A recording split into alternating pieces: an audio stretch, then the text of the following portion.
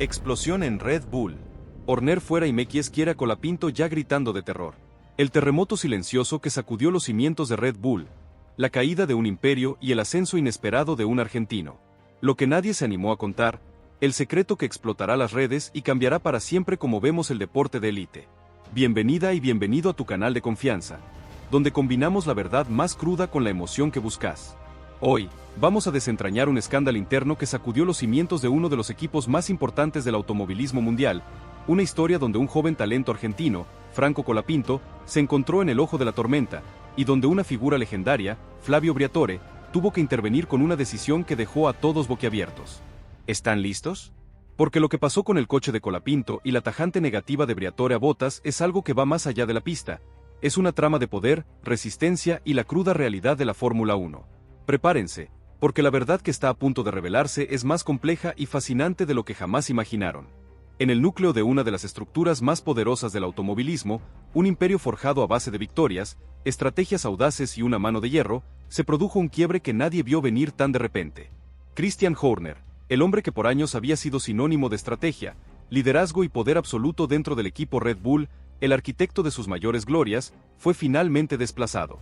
Su figura, imponente y omnipresente, controlaba cada decisión con mano firme, moldeó generaciones de pilotos, construyó una dinastía. Su salida no fue una renuncia, no fue un retiro planificado. Fue una remoción, un golpe de timón que sacudió a toda la organización hasta sus cimientos. Nadie lo anticipó con claridad, no hubo filtraciones previas que anunciaran la magnitud del sismo. Pero los movimientos ya estaban ocurriendo mucho antes de que la noticia explotara internamente, como una bomba de tiempo que finalmente detona.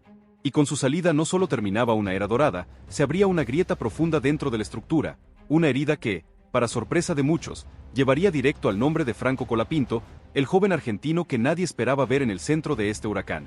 El nuevo arquitecto de Red Bull, Laurent Mekies, y su visión revolucionaria. El nuevo rostro al mando era Laurent Mekies, una figura que, hasta ese momento, había sido un observador silencioso de los vaivenes internos del paddock durante años. No era un recién llegado, ni un improvisado. Conocía los hilos del poder desde adentro, había visto cómo se tejían las alianzas y las traiciones, cómo se movían las piezas en el tablero de ajedrez de la Fórmula 1. Sabía cómo funcionaban los códigos no escritos de liderazgo, esas reglas tácitas que definen el éxito y el fracaso en la élite. Y, sobre todo, entendía algo que a muchos se les escapaba, algo que Horner, en su omnipotencia, quizás había olvidado. Red Bull necesitaba un giro, no solo de nombres en la cúpula, sino de propósito, de identidad, de alma. Y esa convicción, esa visión clara de futuro, lo impulsó a tomar decisiones audaces desde el primer minuto, decisiones que romperían con el pasado. Mekies no vino a gestionar el legado de Horner, a mantener el statu quo. Vino a reescribirlo, a demoler lo que había quedado fosilizado en éxitos pasados, en glorias que ya no servían para el presente. Su objetivo era una reconstrucción profunda, una metamorfosis total del equipo. Y dentro de esa reconstrucción, su primera obsesión fue clara, tan clara como un rayo la noche: traer a Franco Colapinto al centro del proyecto. Los más conservadores dentro del equipo, esos que se aferraban a las viejas costumbres y a los pilotos de la casa, recibieron el anuncio con incredulidad, con una mezcla de asombro y desconfianza. Para ellos, Colapinto aún no había probado nada en el nivel que importa. En la Fórmula 1, era una apuesta demasiado arriesgada, un salto al vacío. Pero Mekies no se dejaba llevar por las estadísticas frías ni por los prejuicios de manual. Él había estado observando a Franco desde mucho antes, desde las categorías inferiores. Lo había visto evolucionar sin el blindaje de una estructura gigante, sin la protección de un equipo de fábrica. Lo había visto rendir sin favores, crecer sin atajos, sostenerse sin ruido, a puro talento y garra. Y ahora, en este nuevo escenario sin Horner, creía que ese perfil, esa resiliencia, ese carácter inquebrantable, era justo lo que Red Bull necesitaba para reinventarse desde adentro, para volver a ser un equipo disruptivo. El mandato secreto. Lo quiero ya, adentro del sistema. En una reunión privada con sus asesores más cercanos, en un ambiente de máxima confidencialidad, Mekies fue tajante, su voz resonó con una autoridad innegable. Lo quiero ya, no para evaluarlo. Lo quiero adentro del sistema cuanto antes. Esa urgencia, esa determinación, sorprendió incluso a quienes conocían su carácter metódico, su precisión casi quirúrgica en la toma de decisiones. Pero era lógico, era una jugada maestra. Sabía que en este deporte los espacios no esperan, que las oportunidades son fugaces. Si no lo tomaba él, otro equipo lo haría, otro gigante del automovilismo se lo llevaría. Y perder a Colapinto en este preciso momento, en medio de la reestructuración, sería un error estratégico que no estaba dispuesto a cometer, un fracaso imperdonable. No quería fichar una promesa más, un piloto con potencial que se sumara a la lista. Quería construir una figura desde cero, al estilo Red Bull, pero con un nuevo ADN, con una identidad renovada, con un espíritu diferente. Quería que Colapinto fuera el símbolo de esa transformación. Franco, por su parte, recibió la información con una mezcla de orgullo y prudencia. No era la primera vez que su nombre rondaba estructuras grandes, que se rumoreaba su posible salto a la élite. Pero esta vez todo tenía un tono distinto, una seriedad diferente. No se trataba de una invitación a mirarlo de cerca, de una simple prueba para ver su potencial. No era una cortesía, ni una palmadita en la espalda. Esta vez era una intención real, concretísima, un deseo genuino de integrarlo al proyecto. El nuevo jefe de Red Bull no quería reunirse con él para conocerse, para charlar de la vida. Quería integrarlo, quería mover las piezas alrededor suyo, construir un equipo a su medida. Y esa posibilidad, aunque desbordante, aunque lo llenaba de una emoción inmensa, no lo nubló, no lo hizo perder el foco. Porque Franco siempre había trabajado como si este momento pudiera llegar en cualquier instante, como si cada día fuera una preparación para la gran oportunidad. Y ahora que llegaba, lo hacía preparado, con la cabeza fría y el corazón ardiente. La danza del silencio, la estrategia oculta de Colapinto y Mekies.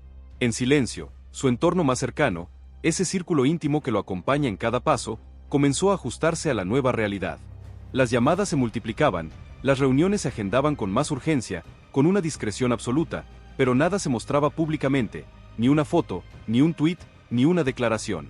Era fundamental mantener la discreción, el secreto, porque el plan de Mekies tenía que ejecutarse con precisión milimétrica, como una operación de alto secreto.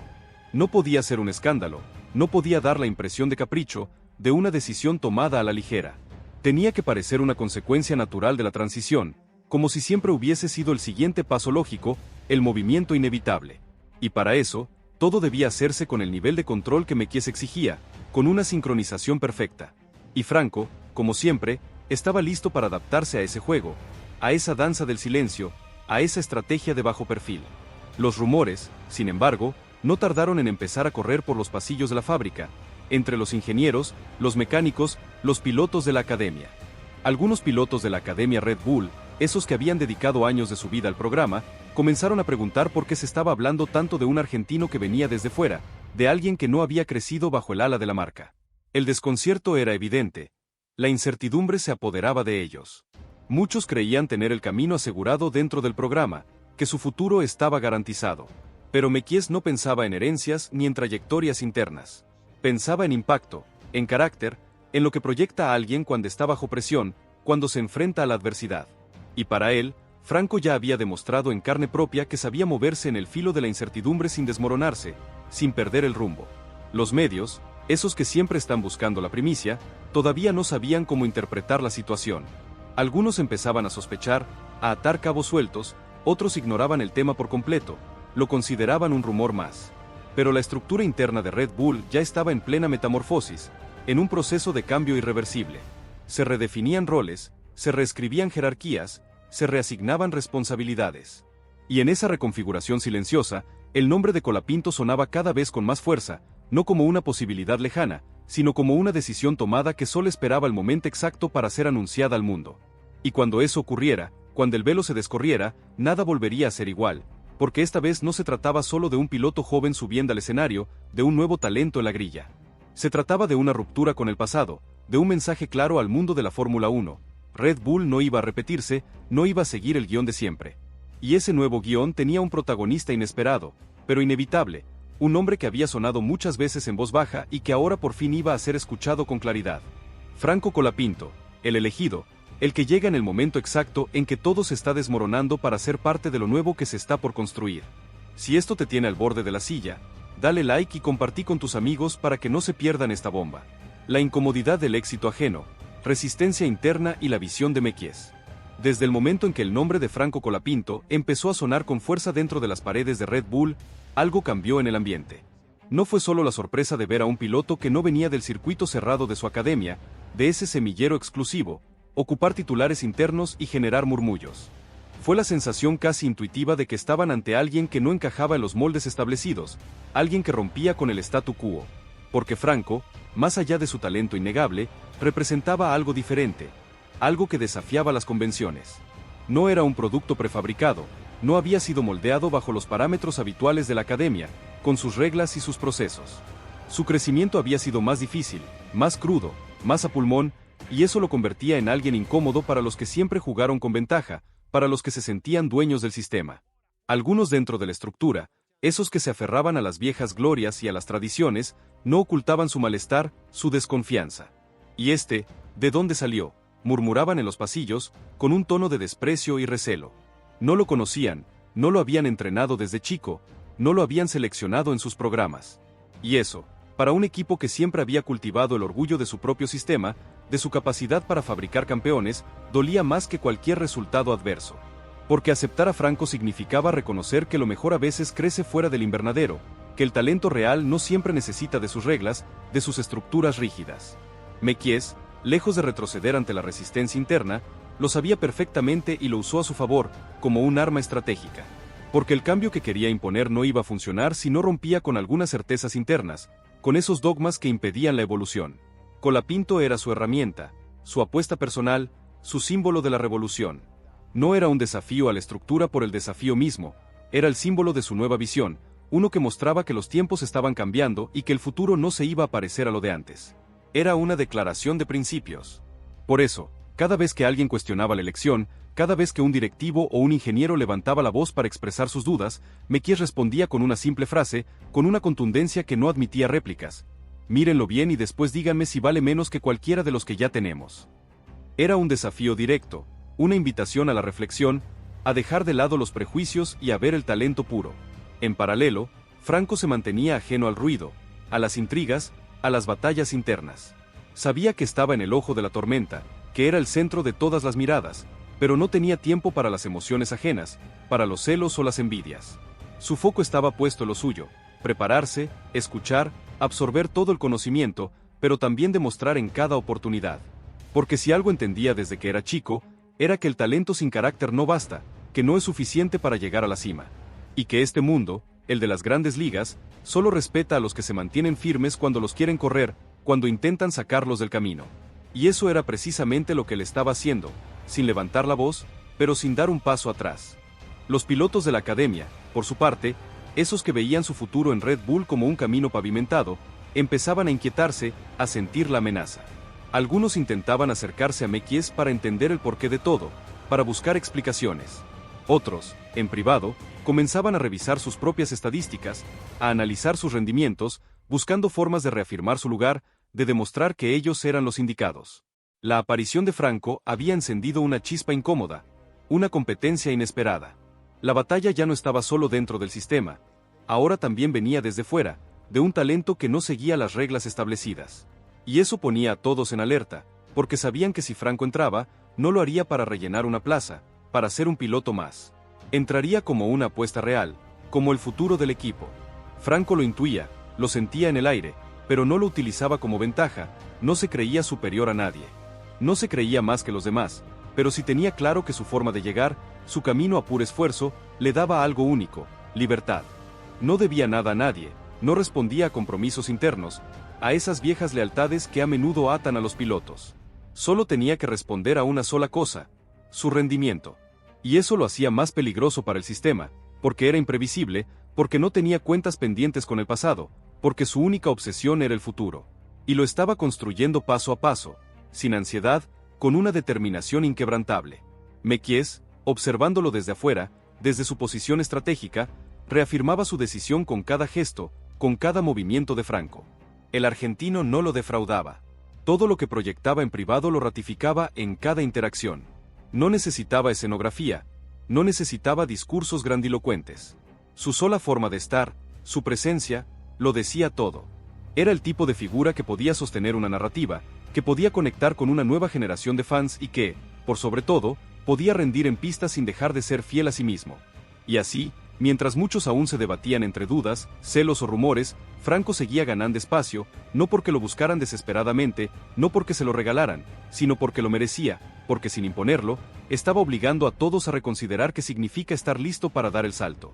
Y ese, en este deporte, es el tipo de presión más potente que alguien puede generar, la que no necesita gritar para cambiarlo todo, la que se impone sola, como él, como Franco Colapinto. Si te sorprende tanto como a nosotros, suscríbete y contanos en los comentarios tu teoría. ¿Crees que el talento innato siempre se abre paso, o que las estructuras de poder pueden frenarlo? La metamorfosis silenciosa de Red Bull, un nuevo ADN en construcción. Con el paso de los días, la tensión ya no se podía disimular dentro de Red Bull. Cada rincón del cuartel general, desde los boxes hasta los despachos más lujosos, sentía el efecto de la decisión que Mekies todavía no anunciaba públicamente, pero que ya todos sabían que se estaba gestando, que era inminente. La figura de Franco Colapinto se había transformado en una presencia inevitable, una realidad que nadie podía ignorar. Incluso sin estar oficialmente integrada, los departamentos técnicos comenzaban a recibir instrucciones específicas para preparar material, simulaciones y pruebas en función de su estilo de pilotaje, de sus características únicas. Algunos lo hacían con entusiasmo, con la emoción de trabajar con un talento diferente, otros con resignación, aceptando lo inevitable, pero lo cierto era que nadie podía detener lo que estaba por venir. La rueda ya estaba en movimiento.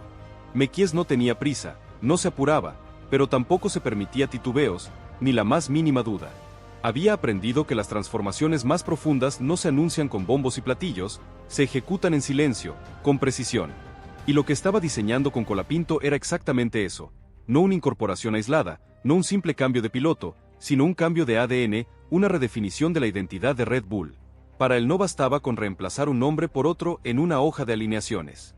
Quería que la llegada de Franco significara algo, que Red Bull dejara de ser solo una máquina de rendimiento, una fábrica de victorias, y volviera a ser lo que fue en sus mejores tiempos, un generador de revolución, un equipo que desafiaba las normas, que rompía esquemas. El problema era que cuanto más crecía la figura de Franco dentro del equipo, más visibles se volvían las grietas internas, las resistencias. Los que se sentían dueños del sistema, los que creían tener el control absoluto, comenzaron a reaccionar. Algunos impulsaban sutiles campañas internas para desacreditar su perfil, que venía de fuera, que no entendía la cultura del equipo, que aún no estaba formado para la élite. Pero esas voces, por más que lo intentaran, no lograban opacar lo que ya era evidente, lo que se sentía en el aire. Colapinto estaba en otro nivel, no solo por lo que hacía la pista, sino por lo que provocaba fuera de ella.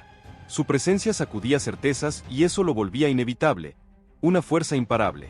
En las reuniones de estrategia, su nombre ya no se mencionaba con dudas, con interrogantes. Se analizaba cómo y cuándo anunciarlo, el momento perfecto para maximizar el impacto. Se estudiaban sus posibles encajes dentro del ecosistema mediático del equipo, cómo presentarlo al mundo.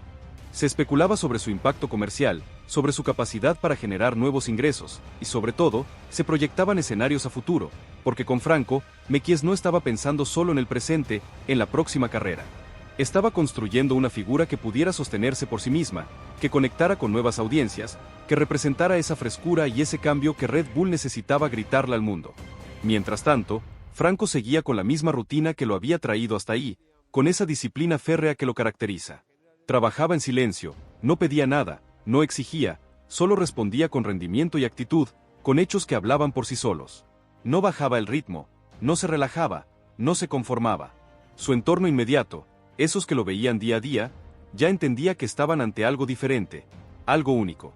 Incluso quienes llevaban años en el automovilismo reconocían que lo de Colapinto no era común, que no se veía todos los días. Había algo en el que no se podía aprender ni simular, un tipo de seguridad interna que no se vende con discursos ni con marketing. Era de verdad, era auténtico. Los medios que, hasta entonces, apenas comenzaban a olfatear el movimiento, empezaron a hacer las primeras conexiones, a atar cabos sueltos. Artículos tímidos, columnas de opinión, titulares especulativos, pero la narrativa se iba consolidando. El elegido de Mekies, el piloto que incomoda al sistema, el que puede cambiar la historia de Red Bull. Sin que nadie lo confirmara oficialmente, Franco ya era parte del futuro del equipo, y eso se notaba en cómo hablaban de él, en cómo lo mencionaban en redes, en cómo los propios fans de Red Bull comenzaban a dividirse entre los que le esperaban con entusiasmo, con la ilusión de una nueva era, y los que temían que viniera a romper todo, a desestabilizar el equipo. En medio de ese torbellino de rumores y expectativas, Franco se mantuvo firme, inalterable. No cambió su forma de ser, no ajustó su discurso, no empezó a actuar como una estrella, a pesar de la creciente atención. Porque sabía que el verdadero impacto se medía cuando el ruido estaba al máximo, cuando la presión era insoportable.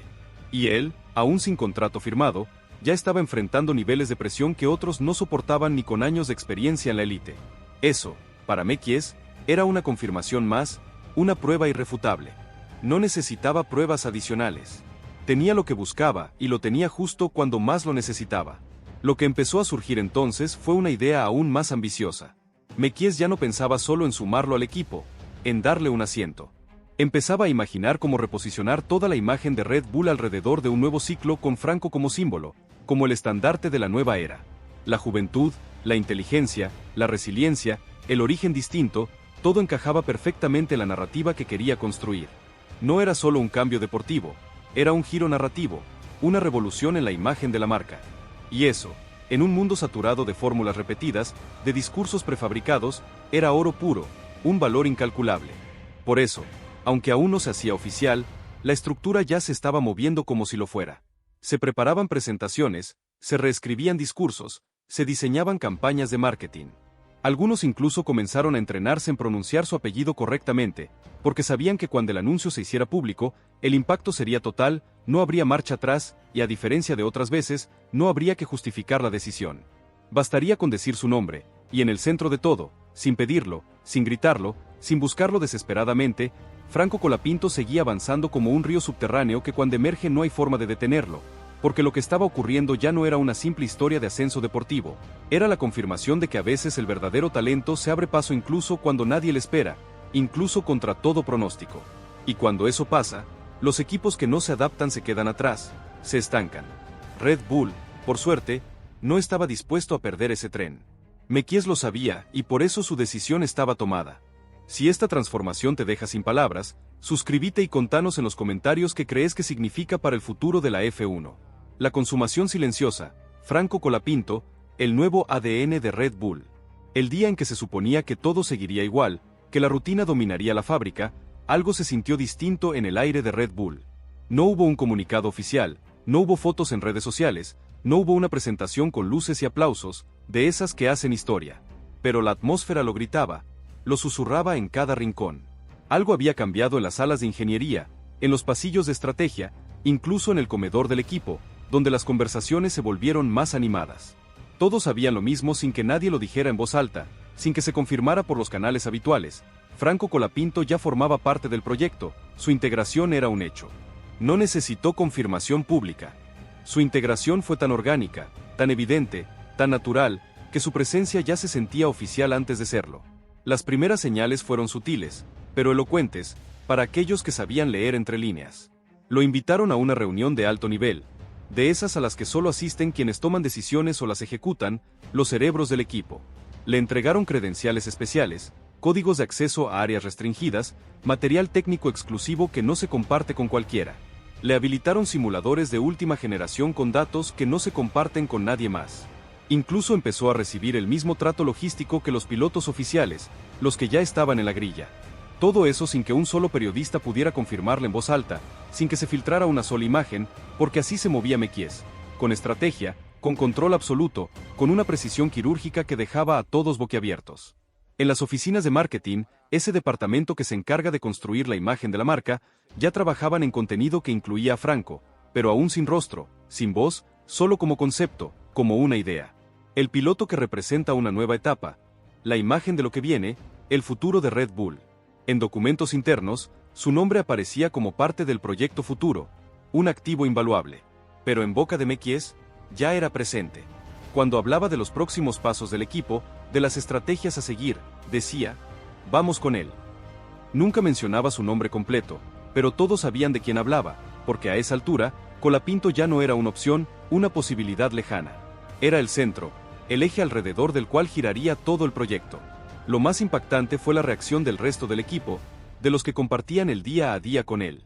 Muchos, incluso los escépticos del principio, esos que lo miraban con desconfianza, empezaron a aceptar su presencia como algo natural, como si siempre hubiera estado ahí. ¿Por qué? Porque Franco no se imponía con ego, con arrogancia, sino con hechos, con su trabajo incansable, con su actitud. Llegaba primero a la fábrica, se quedaba después de que todos se fueran, observaba sin interrumpir, preguntaba lo justo, aportaba cuando era necesario. No buscaba llamar la atención, pero llamaba la atención igual, porque tenía esa rara combinación entre humildad y convicción, entre talento y disciplina. Y esa mezcla, en un entorno tan competitivo y lleno de egos, es oro puro, un valor incalculable. Era difícil resistirse a su forma de ser. Era imposible ignorarla. Mientras tanto, los pilotos actuales, esos que veían su asiento en riesgo, comenzaban a tomarle la temperatura al fenómeno, a medir la amenaza. Algunos lo miraban como una amenaza directa, un rival formidable. Otros como una incógnita, un enigma a resolver. Pero todos, sin excepción, sabían que no era uno más, que no estaba ahí por casualidad, que alguien como Mekies no jugaba a los dados con su reputación, con el futuro del equipo. Si Franco había sido elegido, era por algo grande, por un potencial que aún no se había revelado por completo. Y eso hacía que los rumores crecieran sin control, que la especulación se disparara. Porque cuando el silencio se llena de significado, cuando la información se maneja con tanto hermetismo, todo se vuelve posible, todo se magnifica. La prensa, hambrienta de información, con su olfato agudo para las grandes historias, empezó a moverse. Algunos periodistas de renombre aseguraban que la llegada de Colapinto era inminente, que el anuncio era cuestión de días. Otros ya lo colocaban como piloto de pruebas encubierto, trabajando en secreto para el equipo. Incluso hubo quienes especularon con una entrada inmediata en la grilla, un salto directo a la Fórmula 1. Pero lo cierto era que nadie tenía la historia completa, solo fragmentos, pedazos de una verdad que se negaba a mostrarse en titulares, pero que ya se sentía en cada rincón del paddock. Porque sin quererlo, sin buscarlo, Franco se había convertido en la noticia más importante del momento, su abandono en Silverstone, sin pronunciar una sola palabra, sin dar una sola verdad detrás del abandono de Colapinto. Culpa del piloto o maniobra oculta de Alpine. Lo que nadie se animó a contar, el secreto que explotará las redes y cambiará para siempre como vemos el deporte de élite. Bienvenida y bienvenido a tu canal de confianza, donde combinamos la verdad más cruda con la emoción que buscas. Hoy, vamos a desentrañar un escándalo interno que sacudió los cimientos de uno de los equipos más importantes del automovilismo mundial, una historia donde un joven talento argentino, Franco Colapinto, se encontró en el ojo de la tormenta, y donde una figura legendaria, Flavio Briatore, tuvo que intervenir con una decisión que dejó a todos boquiabiertos. ¿Están listos? Porque lo que pasó con el coche de Colapinto y la tajante negativa de Briatore a Bottas es algo que va más allá de la pista. Es una trama de poder, resistencia y la cruda realidad de la Fórmula 1. Prepárense, porque la verdad que está a punto de revelarse es más compleja y fascinante de lo que jamás imaginaron. Franco Colapinto había aprendido a convivir con la presión. Y vaya si la conoce. Con la crítica despiadada, con el peso abrumador de un deporte que no da segundas oportunidades, que te exige la perfección en cada milésima de segundo. Pero esa vez, en Silverstone, fue diferente. No fue solo un fallo técnico, de esos que te dejan con la bronca contenida en el box. No fue simplemente quedarse sin salir a pista, una frustración más en la larga lista de desafíos de un piloto. Fue algo más profundo, más personal, una acusación directa, con nombre y apellido, lanzada con la violencia de quien no busca explicar, sino señalar, con la frialdad de quien ya tiene un culpable en mente. Racing News, un medio que no se anda con chiquitas, lo publicó sin rodeos, sin medias tintas, como un puñetazo a la mesa, Colapinto quemó el embrague. Y detrás de esa frase, que ya era una estocada, vino la segunda, la que hizo estallar todo. Flavio Briatore, el hombre que siempre está dispuesto a agitar las aguas, el estratega implacable, no tardó en disparar. Le echó toda la culpa. Así, sin matices, sin contexto, sin respiro. Una sentencia pública, sin derecho a réplica. La escena que se armó era casi teatral, digna de una película de Hollywood. Por un lado, un joven piloto con hambre de gloria, con una carrera construida a base de sacrificio, de esfuerzo sobrehumano, de disciplina férrea, de dejar la vida en cada curva, en cada entrenamiento. Un pibe que se había abierto camino a puro talento y garra, sin atajos ni padrinos. Por el otro, un veterano del paddock, una figura con voz fuerte y un peso inmenso en los medios, con décadas de experiencia en el arte de la intriga y la manipulación, arrojando una sombra oscura sobre la figura de Franco, sin dar lugar a la duda, sin permitir la más mínima objeción. Lo acusó de haber cometido el mismo error por segunda vez, como si esa repetición bastara para juzgarlo, para encasillarlo, para descartarlo de un plumazo. Las palabras de Briatore no fueron una simple opinión, no fue un comentario al pasar. Fueron una sentencia pública, una bomba mediática que estalló con una violencia inusitada, dejando a todos atónitos, con la boca abierta. Franco, por supuesto, no respondió. No era su estilo. Jamás lo había sido. Su fortaleza siempre fue la calma, la concentración, el trabajo silencioso. Pero el silencio, en este caso, no lo protegía. Al contrario, El eco de las acusaciones lo envolvía, lo asfixiaba, multiplicando el peso de cada palabra, de cada insinuación. ¿Cómo se defiende uno de algo que ya se instaló como verdad en la mente de la gente? ¿Cómo se lucha contra una narrativa construida por voces que tienen más visibilidad, más espacio en los medios, más historia, más poder?